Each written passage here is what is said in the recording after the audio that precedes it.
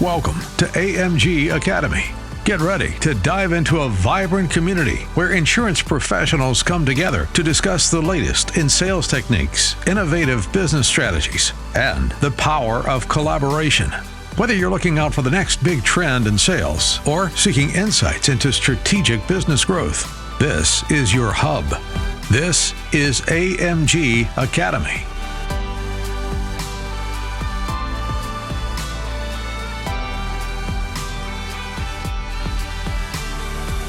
Hello there and welcome to another edition of AMG Academy. Matt McClure here with you. So glad you could join us this time around as we talk about all things insurance in this great industry that we find ourselves a part of here. We try to share insights that help agents just really take their business to the next level each and every time we get together. This time around, we're talking about how to scale without burnout and how to use automation and systems to do that very thing. Joining me, I have Devin Williams, a senior marketing director with Amerilife Marketing Group, who helps agents just like you do that very thing. Hey, Devin, how's it going? Hey there, Matt. It's going well. Always a pleasure to be on these calls. Like you said, this industry, never a dull moment, always a new topic we can kind of bring to the table here. And, this one is kind of near and dear to me as well, because, I've been with the agency with Amerilife for 11 years now. And definitely have felt a little bit of that burnout through those times. I think we all kind of have those ebbs and flows through our careers there. So yes, this is one that I personally had to kind of take on myself at different points in my career there. Yeah. And that's the thing too. I feel like one of the things that can really lead to that kind of burnout are things that, if you sort of step back and think about them, can be automated. It's like the busy work kind of stuff, and the keeping up with kind of like maybe the sort of little things that are extremely important, but, can be just the things that get you bogged down. I feel like when you're just kind of in the weeds there trying to just do your job.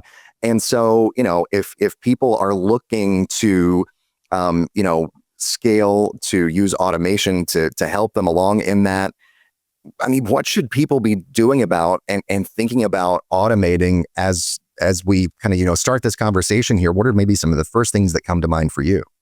Yeah, and honestly, just to kind of, I guess, put this in the right frame of reference as well, like I said, this is something that I definitely had to go through myself, even on the marketer side, finding myself just running in a million directions, not feeling like you're ever getting, kind of ahead of the curve. Inbox is always, being flooded with more and more opportunities there. And, if you don't try to find a system or find systems out there that you can kind of attach to and build it all yourself, and instead of trying to do it all yourself, I feel like, it's impossible for anyone to kind of keep up with everything that's going on in this business. Sole proprietors, especially, who, are wearing multiple hats, you'll want to make sure that you do start thinking of business processes, and especially if you're looking to scale your business, because, I think whether I'm looking, speaking with a new agent or an agent who's been in the industry for years, typically when they're out trying to get to that next point, it's the business processes that are holding them back. It's not, typically more leads that they need. It's better organization or better processes altogether to kind of help get them, scaled up there. So I guess if I'm thinking about some of the first automations that kind of come to mind on my side, as a marketer, it was always me sending out email kits. So, if an agent got on board with a new carrier, it would be, I'd have to send out a welcome email to them. In the welcome email, I'd like to have, additional information so they can kind of get the e-application and kind of get up to speed. But I found that I was creating that email on a, per agent basis rather than just having a draft that I could use and pull from. So I think, even if you're just looking at something as simple as like your emails that you're sending out on a daily basis and how you can kind of automate some of those drafts, I think that's an easy starting point there. But you can also look into things like, the birthday messages or birthday cards that you're probably sending out as an agent every year. If you are, even maybe the appointment reminders that you're sending out, every day, just to make sure the client knows that you are still showing up. Or even on the back end, after you're finished talking to the client, you have your post-sales process, making sure that you have some easy email that you can get over to them on that side, just to kind of keep, the ball going down the road there. So I'd say those are probably some easy ones that you can jump into immediately. You could also look into drip campaigns and making sure that you have maybe customizable marketing pieces that you can send out to clients throughout the year. Maybe have different seasons where you're talking about different products, whether it be, life insurance, Medicare supplement and Medicare Advantage, some ancillary health like cancer, heart attack, stroke, and annuities even, so I think just having, those automations for the different product lines ready and set, would be where you could look to go through, over time. But I think if you're just starting out, you could keep it as simple as just maybe, adding Calendly to your, signature line, maybe using like Textly to send out a quick text message on birthdays and saying, happy birthday. If you want to connect, here's my Calendly link. And that way you're not setting up each appointment yourself. They're able to go in there and, get on your calendar. You can just check your calendar daily. That's just one less thing that you have to do, one less touch point that you have to make, but you're still kind of, making sure you're speaking with your clients and giving them, time to engage there.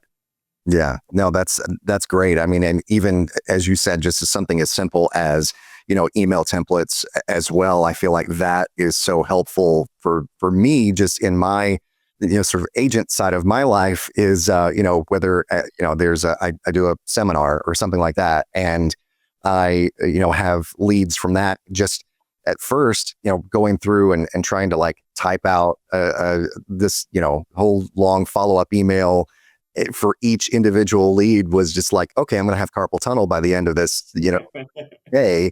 And it just not really working out very well. But yeah, I mean, if you just even a simple copy paste job and just making sure that you have placeholders in there for like, okay, there's their name, here's where, what the name of the seminar was or how the lead came to you, that kind of thing.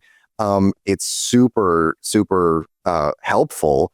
And so, I mean, I feel like a lot of people think, well, is the setup process going to be something where it's going to be just as annoying as the, process of doing this task every day? It doesn't have to be that way. I mean, if you would just take a little bit of, I think a step or two in the beginning, boy, you can save yourself a lot of time down the road.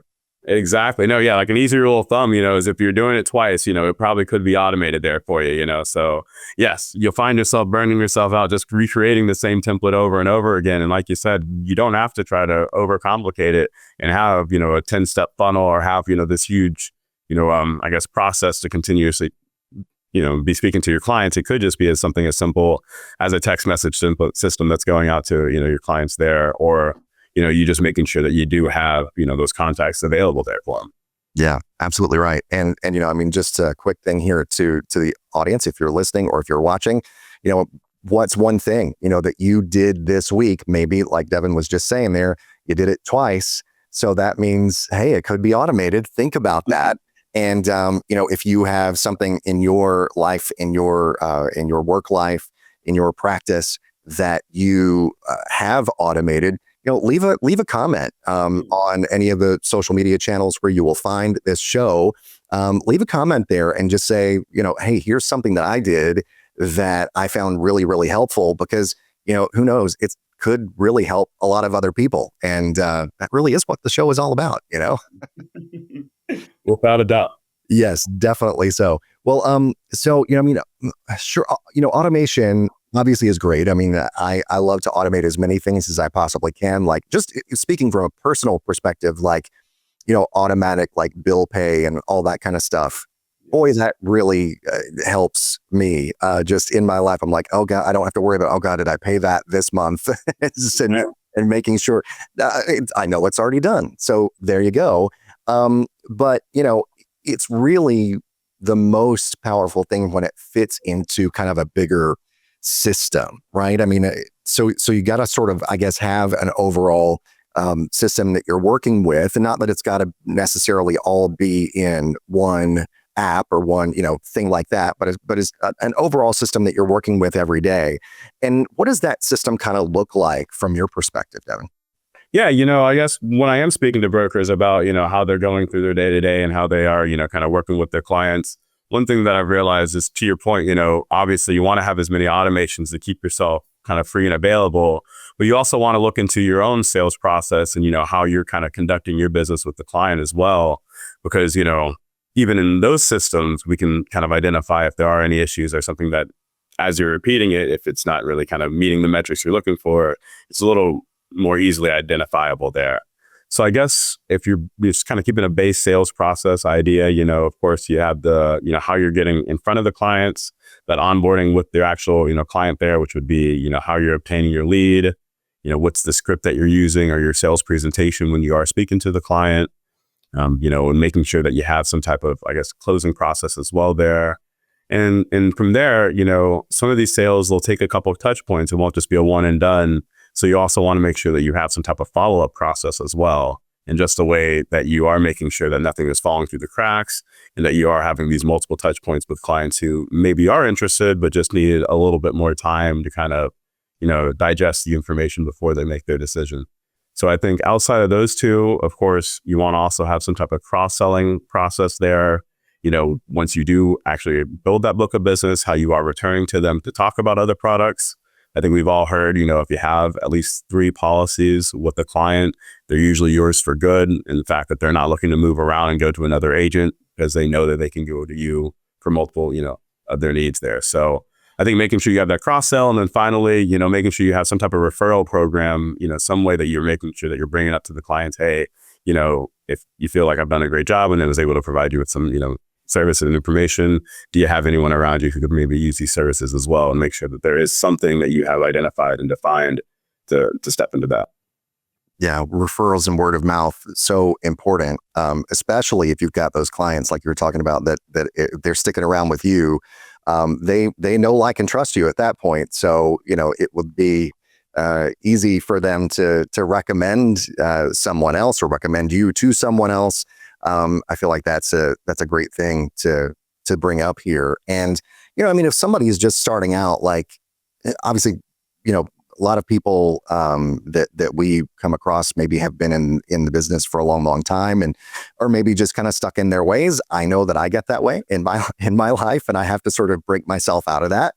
And so maybe, though, if somebody's at the other end of their career, like just starting out at the very beginning and saying, hey, I really want to start out ahead and, go ahead and get some systems in place. Maybe what's the first thing they should do as far as getting a system built out? Like, what do you think maybe is kind of job one there? So I think job one, you want to make sure you do have that, I guess, sales process fully defined, and, know how you're going through each step as you go through that process, as far as, how you're pinning your leads, what you're going to kind of say when you're on the phone or in person with them, what marketing pieces you'll be using as well when you're, speaking to your clients. But I think the one system in all of that I see agents maybe not spending as much time on is that second one there, when it does come to the follow-up, and making sure you have a defined process to call back to your clients and touch base with them again and have a secondary conversation in place to kind of restrike, where you left off there. So I think if you're just starting off, making sure that you have a well-defined sales process is probably going to be most crucial to kind of get the ball rolling. But if you are just looking for the first place to scale, and you have starting to get, some success there, but you're thinking, okay, how do I take this to the next level?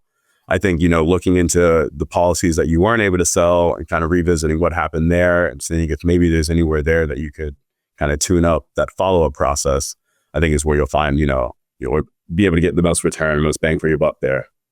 Yeah. And that's one of the things I feel like that at least just because I always am sort of thinking about ways that I can follow up without being so pushy. Like, I don't want to come across as too pushy to somebody that I'm going to just completely turn them off to me.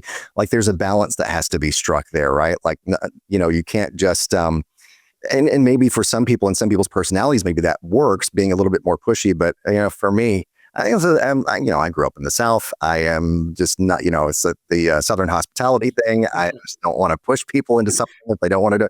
So, sales is kind of I don't know, not the thing that comes the most naturally to me, but I feel like connecting with people is a thing that comes naturally to me. And so that is, I feel like you sort of have to play to your strengths, right? In that way. And so what did you say? Maybe if somebody is kind of like me, and they don't have maybe that skill set of following up with somebody, but not sounding so pushy, how many different times or how long should they give it? What kind of process should they have in place as we're talking about building out that system, right? Right, exactly. And I think it's something that, of course, like you said, everyone's going to play to their strengths and differences a little bit. I'm kind of right there with you, Matt, where I don't want to seem too pushy in my, sales approach by any means. But what I've learned just over time with like you're speaking with different brokers and, really knowing that you're bringing up something of value to them is that, as you're going through that initial conversation, and you are doing your fact finding and you're understanding, what the reason was for you guys to spend this time together. A lot of times, if you're writing that stuff down or at least highlighting that as you're going through, maybe the summary of benefits of what was most important to the client, it's a little easier to kind of start back there and just say, hey, I want to make sure we're covering these needs that, you addressed as something that you're worried about there. And that way, as long as you're, kind of just opening it back up to where you're coming to support them rather than, hey, I want you to buy something from me. The most they can do is say no at the end of the day. And that's okay if they do. You can walk away and say, if anything ever changes down the road, I'm here for you. And you'll be surprised how many times those even come back around down the road later on. And they say, you know what, I do need help this year. I want to make some changes. I can't talk to my agent. And I remember you were, respectful. You spent time with me. You gave me what I needed. And, you weren't pushy there. So, yeah, I think, sometimes don't feel like you have to keep pushing and be okay with saying, okay, I've done the support, I've given you the support I can. We've gone over the information and we'll just let it handle from there. But I think just knowing exactly the reason, for their concern and readdressing that is the easiest way to kind of get back into that conversation. Yeah. It lets people know that you're really, are paying attention. You have been paying attention to their needs, their concerns, their wants. And it's not all just about you, and your, longing for adding their business to your right? Exactly. Yeah. Well, and, so we talked a lot about the things that people maybe should automate and can automate. Let's maybe look at it from a little bit of a different angle as we continue on here. Maybe what are some things that people are still doing on the agent side manually that is maybe costing them time and costing them money?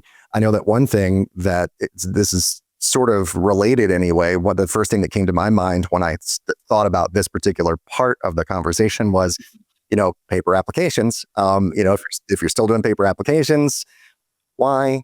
But number two is, so it's not necessarily an automated, an automation conversation there because you obviously still have to fill out the e-app and everything. But what are maybe some other things that people are doing that they're doing manually that they could be, really, I don't know, it could be holding them back. Right. No, yeah. And again, this is something I think that we can see across the board with, basically all sole proprietors or, one person who's, running a full shop there is, I think just to keep it simple, it's probably like we said at the very beginning, those, email drafts, that you're sending out over and over again that are the same exact, data that you're sending to every client, but you're recreating it every time. So I know that's something, again, that I was, guilty of myself, was trying to, wait until I had the welcome letter to come in and then put together a welcome email and just send that out and not just spend time creating a draft that was a little more universal that I could then use to plug and play. So I think, that one just off the bat, that's one that always kind of comes up to me. Another one I'd say is, I see a lot of agents trying to recreate the marketing flyers as well per event that they're doing instead of utilizing maybe what carriers already have on their side that they can kind of sink their teeth into. So I think that, there's nothing wrong with creating a marketing piece, but when you do, it usually has to go through some extra compliance, hoops as well. Where if you are piggybacking off of something that the carrier is already approved, it's already been approved by CMS and by the carrier. So you're able to just kind of plug and play and get to, sending that out to your clients immediately there. So I think, those two things would be the main that come to my mind. And I guess if I had any tips, it'd be just that, use some of don't try to recreate the wheel. And, use some of those things that are already available, already out there, and created. And another thing that one of my agents did was on their website, they have like a little FAQ area. And on that FAQ, it's just a bunch of, quick videos, just shorts of them answering, most frequently asked questions that they kept receiving on their side. And I thought it was smart because, of course, you can send the agents to your website. your clients to your website. They can watch the videos, they can look at other videos, but then they can also start looking around the page at other things that you have going on. And that might just, start an organic conversation of, hey, I want to talk to someone about annuities. But they also posted each one of these shorts on YouTube and had the tags to the questions on YouTube. So now as their clients are looking at them, they're getting views. And then if other clients are asking these same questions, typing them into Google, now they're popping up even higher with a video, and I think a client's more likely to click a video than, click a web page there, especially if they see it's a 1 minute and 30-second video and it answers exactly what they're looking for, and I think it's just a smart way for you to find an organic way to get in front of your clients rather than having to, maybe post something every day or, feel like you're pushing something in front of them. So just another idea that I thought was really smart. Yeah, no, that's great. I love that idea, and just sort of, coming up with multiple ways to use a piece of video like that, just like utilizing it on YouTube, on the website, sending it out to clients individually. Like, I feel like that's a great thing, that it's sort of, I don't know what is the proper analogy here. It kind of feeds on itself, because it's like Right. the viewers are getting the information. Now you're getting your, if you're posting a video of yourself answering these questions, getting your personality out there as well. So then hopefully people are connecting with you on an emotional level, maybe subconsciously, right? Exactly. No, 100%. I think you definitely build a more, sticky, business that way as well, when clients just get to interact with you, even if it is through a video that, you're posting there. Yeah, no, that's absolutely right. And so, again, be thinking, if you're listening or watching to the show, or listening to or watching the show, I should say, think about those things that you have been doing manually that could be automated. Maybe leave a comment. Obviously, like the video, subscribe to the channel, and all of those things as well. And, you'll have more and more tips as we continue to post videos and do the podcast just like this here on AMG Academy. So as we start kind of, getting toward the end of things here, Devin, what's maybe like one or two main takeaways that you want people, especially agents who might be listening or watching, to kind of take away from this conversation about scaling and not being afraid to, scale using automation? Right. I guess just to keep it simple, I think the first one I'd say is, don't feel like you have to, jump all the way in overnight. You can start with just one automation. If you haven't been sending out a birthday card reminder, just starting with something like that, where you're pulling the data, you're getting your list of clients, you're getting their birthdays and email addresses lined up, and just looking into, an automated texting system like Textly, or, if you're not familiar with Textly or you don't know where to start as far as finding these automations, feel free to reach out to us or whoever your marketing company is, and I'm sure they can kind of point you in the right direction there.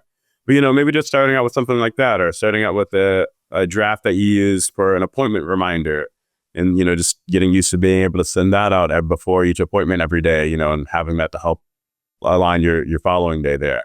So I think, just starting with one automation, kind of getting that tuned and working smoothly, instead of, trying to add on all these things at once, trying to completely revamp your business. And now, like you said, you're bogging yourself down more than actually, getting out there and doing the job that you used to do. So yeah, I'd say, don't think automation is something that you need to dive all the way into immediately. You can start with just one. And then after that, and this is something for, again, producers who have been in the business a long time and ones who are new as well. You don't scale through hustle. I think you truly do scale through these systems. And by that, I mean, I feel like a lot of brokers will either want to, recruit a lot of downline agents under them so they can just get a lot more, applications submitted that way, or just try to grind it out themselves and, just stay and buy as many leads and try to, get as many apps in just off of their own production. But I think if you look into these systems and even take it as far as maybe looking into hiring like an admin or an appointment setter, I think that will help you scale a lot further than, you just trying to grind it out, or you just, trying to just multiply efforts by adding more leads and, just more volume there. I think the systems are how you really get to those next plateaus that you're looking to get to, rather than just kind of incrementally grow. Yeah, just keep it as simple as possible. Do what you're comfortable with, and then when you find what works for you, even scale up your scalability with more automation as you go forward. And obviously, don't. I feel like too, don't automate everything to the point that you sort of lose the human touch of interaction with clients, with prospects, that kind of thing, right? I mean, you've got to be still present, so they don't feel like they're talking to a robot, but at the same time, use the robots before they take over. No, that's a great point. With AI and everything you have nowadays, I think you really can kind of get in the weeds with, automation sometimes. So yeah, keeping it simple, making sure they still have that relationship or connection with you, I think is huge there. So I think that's a great point, Matt. Yeah. Well, Devin, just about time to wrap it up. But hey, anything else that you wanted to mention that comes to mind? Keep tuning into the series, guys. Feel free to, like, comment, share, engage with us as much as you want. We'll have our contact information in here and a link to our AMG Academy as well. So, feel free to engage in any way you'd like to. Perfect. Well, Devin Williams, Senior Marketing Director at AMG, thank you so much. Once again, always appreciate having you on, and we'll talk to you again soon. Yeah, man, it's always a pleasure. Likewise. And thank you for listening and or watching to this edition of AMG Academy. Really do appreciate it, and we'll see you next time. Thanks for joining us for this edition of AMG Academy. For more information on any of today's topics or to contact us, visit AmerilifeMarketingGroup.com.